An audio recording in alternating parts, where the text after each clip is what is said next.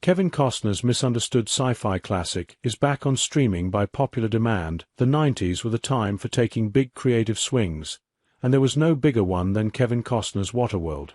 Costner may be known for his work in westerns, but there was a time when dystopian films were in his purview.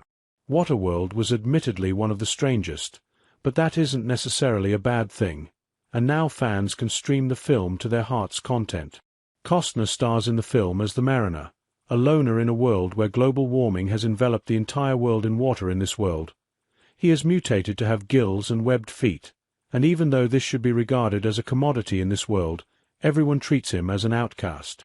The adventure film follows the Mariner, who reluctantly takes on 2 passengers in his boat who have a greater purpose.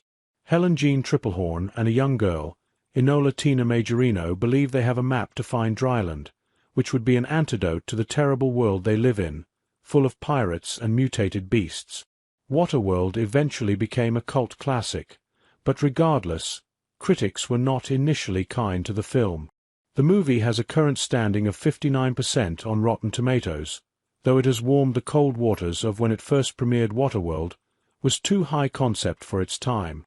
In an industry thirsting for original content, Waterworld would be welcomed with open arms today. However, when it premiered in 1995, it was less embraced. Viewers had to largely suspend their disbelief when it came to the core concept. Though climate change was, and still is, part of the conversation, some of the finer points of Waterworld were too ridiculous for audiences. It is one thing to accept that the melting of the polar ice caps drenched the world in water. It is quite another to turn that concept into a raucous adventure film full of pirates and a mythical map to a rumored promised land.